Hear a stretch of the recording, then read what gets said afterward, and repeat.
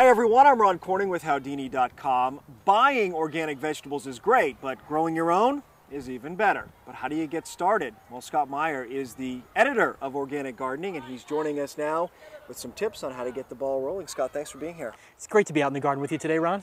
All right, first of all, Scott, why organic? As you said, you get great produce, better than you can buy, but it's also just satisfying to be outside, the fresh air and the sunshine, and working in concert with nature to produce a great result. Nutritionally? You get better food, and it's fresher and tastes better than any food you can buy. Yeah, a lot of chefs are going that way. All the chefs know that organic food is the best kind of food. It's also cool. When you're talking about your garden, you're going to tell people, I'm an organic gardener, not just a gardener. So take us through it, the first step. You're looking for a place that gets full sun to grow those great summer vegetables everybody loves. That means 8 to 10 hours of sunlight a day at the peak of summertime. You also want to make sure that it has good drainage. That means that water doesn't sit there when it rains. When you leave water on the soil sitting there, it can cause all kinds of other problems. So make sure that the soil is drained well.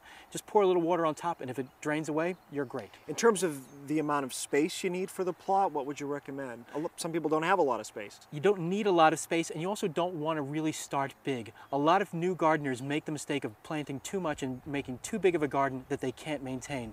So I recommend starting smaller and working with a space that's about 4 by 8, maybe 4 by 10. The 4 feet width allows you to reach into the center of the garden to pull weeds or to harvest or whatever you need to do without stepping on the soil. You never want to step on it once you've turned it. So Scott has put together a garden cart that has all of the materials and tools you need to get your garden plot ready, and I'm impressed with how little you need to really get started.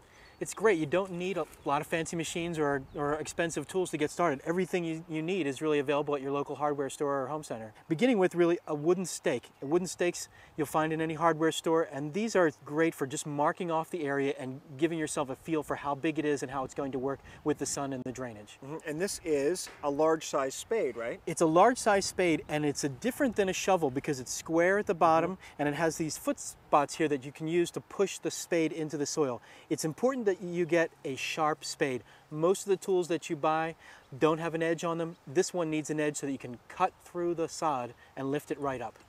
And then you have to sort of work that soil over, and this is what you need for that. A fork, and a garden fork is the right tool for working the soil. You want one that has a wide spacing between the tines. You'll see some forks that are closer together for other purposes. You want this one because you're going to put it in the soil and use it to break up the clods that are underneath where the grass was. So we're talking about the hardest way, which is to mark the plot, take the sod up, begin working the soil. But there's another process that people might be able to begin, let's say, earlier in the spring or in the fall, which doesn't involve any of that. And you call it lasagna, which is sort of layering. Explain that for people.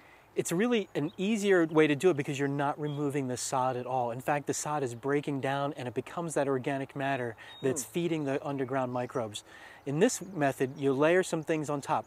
Newspaper, straw, grass clippings, shredded leaves, again, all natural things you have. The newspaper is very effective in killing the grass off, and then the other things start to break down and begin to create rich, fertile soil. In fact, you don't even need to work it with the pitchfork. In that case, you're just cutting holes into it and planting right through it. All right, let's talk about exactly what goes into the soil to get it ready for planting. What do you recommend there? Because we're going organic here, so we're no chemical fertilizers or pesticides. Absolutely correct. And one of the most important reasons to do that is because plants are fed by the microorganisms in the soil, and those chemical fertilizers and pesticides, herbicides can kill them. In an organic system, you're really nourishing those microbes, and they're doing the work for you. That really begins with compost. You can make it or you can buy it. You work that into the soil, and again, those microbes are working with them, they're breaking them down and turning that into fertilizer for your plants. So when it comes to weeds, no chemical weed killers, how do you deal with it? The gardener's best friend is mulch. If you keep the soil covered throughout the gardening season, it will keep weeds from coming up because they're not getting any sunlight, and the weeds that do come up are going to pull out relatively easily, and also conserves water in your soil when you're doing this. Mulch is a great helper. The materials that are best for mulching in an organic garden: grass clippings and straw or leaves. Those things are handy and they break down and feed your soil as they go. And this may be news to a lot of our viewers that it's never too late in the summer to start, right? It's not too late to start to grow the hot weather vegetables. You go to the garden center and find the plants full grown there. So start with those green beans, plant from seed. You can do that in mid to late summer. And all of the herbs are also well planted in midsummer. What about the fall, moving into the fall? Fall is a great time for gardening.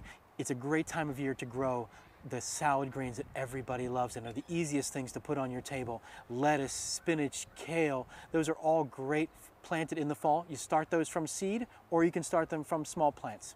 All right, Scott, thank you. We appreciate it. It was my pleasure. All right, Scott, thank you. We appreciate it. Scott Meyer is the editor of Organic Gardening Magazine, and I'm Ron Corning.